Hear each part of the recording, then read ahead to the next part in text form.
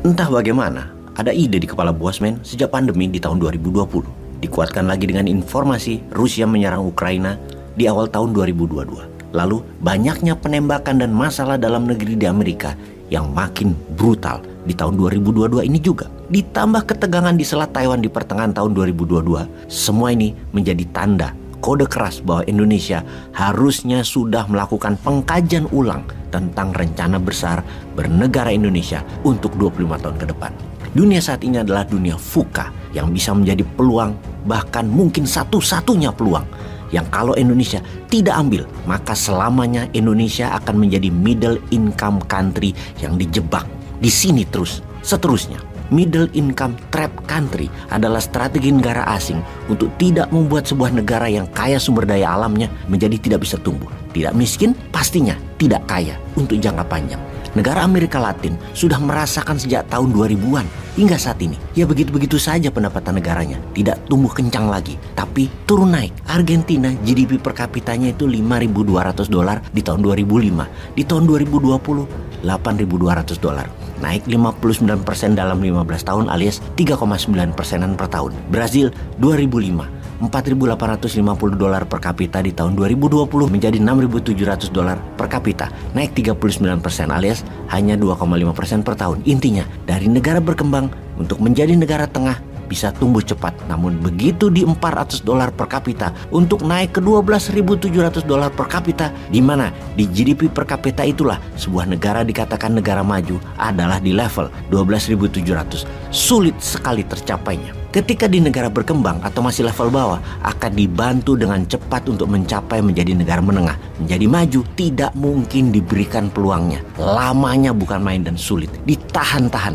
Makanya pemimpin dan rencana bernegaranya harus game changing. Itulah yang harus Indonesia lakukan. Kita saat ini dijebak di 4.000-an sampai 10.000-an per kapitanya. Diusahakan selamanya. Dijebaknya dengan dua hal. Tidak boleh jadi negara produsen atau penghasil sesuatu yang dibutuhkan ke level dunia, dan selalu harus berhutang pada negara besar, terutama hutang dolar. Karena syarat untuk menjadi negara maju ya cuma dua, dan keduanya tidak boleh dimiliki negara yang sedang di-trap, terutama sampai sumber daya alamnya habis. Syarat pertama untuk menjadi negara maju adalah tidak berhutang pada mata uang negara lain, dan produksi meningkat sejajar dengan uang beredar. Di Indonesia levelnya adalah tingkatkan produksi dalam negeri 3,5 kali lipat dari kapasitas produksi saat ini. Kalau Indonesia mau berdikari, produksi pangan, bahan baku industri, bahan setengah jadi, bahan jadi, finish produk, ketahanan pangan, ketahanan energi, dan lain sebagainya harus dibangun. Ingat, syarat menjadi negara maju yang kedua adalah jadi negara produsen. Dan kalau Indonesia jadi negara produsen, bisa kalah itu Tiongkok dan Amerika. Karena itu Indonesia tetap harus dieksploitasi. Yang produksi hanya investasi asing saja, alias foreign direct investment istilahnya. Terbukti sekarang diberi karpet merah lintah darat dua negara tersebut. Kembali ke paragraf awal, di mana inilah masa Indonesia kalau mau menjadi negara maju dengan pendapatan naik 3 kali lipat dari saat ini dengan cepat adalah sekali lagi masanya sekarang. Meningkatkan 3 kali lipat APBN dalam 5 tahun ke depan dan menjadi negara ber-GDP 3,3 triliun, di mana saat ini hanya 1,1 triliun, maka masanya bukan besok, bukan 2024, masanya sekarang. Arah kapal nasional harus segera disesuaikan tujuan bersamanya dan dengan tangan dingin eksekusinya segera. Sebelum kita menjelaskan detail tentang strategi nasional 2045, maka kita rincikan dulu peristiwa apa yang sedang terjadi dan akan terjadi dalam beberapa saat ke depannya. Peristiwa pertama adalah de-dolarisasi atau strategi dagang tanpa memakai dolar. Yang kedua adalah Rusia mencekik Eropa, sekali lagi, namun bukan pakai minyak dan gas, tetapi pakai pangan.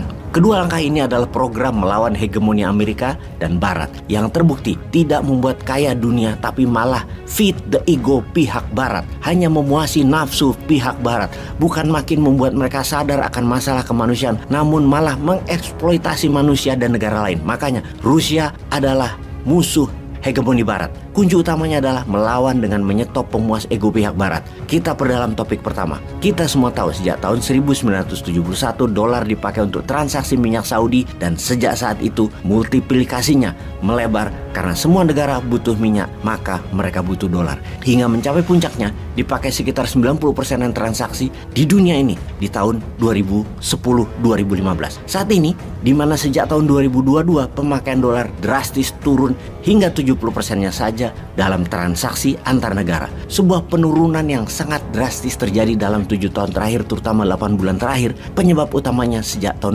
2015 adalah peran yuan Tiongkok dan sekarang peran rubel Rusia. Kita semua tahu jika Indonesia membeli barang dari Thailand atau menjual barang ke Vietnam, maka transaksinya menggunakan alat bayar dolar. Bahkan di tahun 2019, saya membawa tunai 20 juta rupiah mau ditukarkan dengan mata uang di Austria. Semua money changers dan bank menolak rupiah tersebut.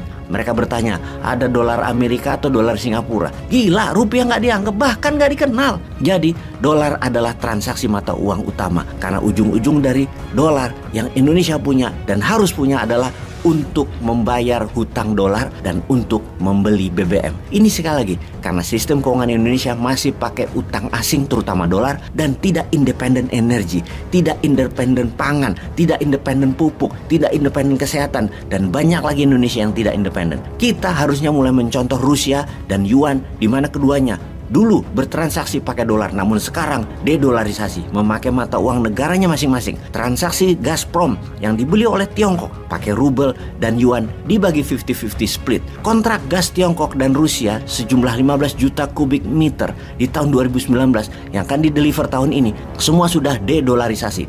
Pakai rubel kalau Tiongkok beli, pakai yuan kalau Rusia beli barang Tiongkok. Kadang bayar gasnya bisa juga 50 rubel, 50%-nya yuan yang nanti digunakan Rusia untuk beli barang Tiongkok. Pakai yuan dan separuh rubel. Jadi apa pengaruh buat Rusia dan Tiongkok? Menggunakan dolar artinya membiarkan Amerika mendominasi negara mereka. Membuat Amerika bisa mempengaruhi jalannya sebuah negara karena terborgol dolar. Amerika bisa memberi sanksi ekonomi, membekukan transaksi dolar dengan SWIFT-nya, bisa mengendalikan peredaran uang dengan economic tightening, dan ini mengganggu keamanan sebuah negara berdaulat. Dengan dedolarisasi, sebuah negara bisa mengatasi kendali Amerika di negara masing-masing tersebut. Menariknya adalah Rusia sudah melakukan ini sejak tahun 2014. Fakta data adalah 90% transaksi di negara-negara BRIC, yaitu Brazil, Rusia, India, dan Cina, sesama mereka dulu pakai dolar. Namun sekarang kurang dari 10% saja transaksi pakai dolar di antara 4 negara tersebut pakai uang masing-masing. Oke sahabat, semoga informasi singkat ini bisa menjadi bahan pemikiran bernegara ke depannya. Stop hutang dengan bergantung memakai mata uang asing. Hutang pakai rupiah saja, pakai mata uang negara sendiri saja. Itu saja simpelnya. Itu kalau bangga dengan rupiah loh. Karena itu kita heran, berani ngutang mata uang asing, kenapa nggak berani berhutang pada mata uang rupiah sih?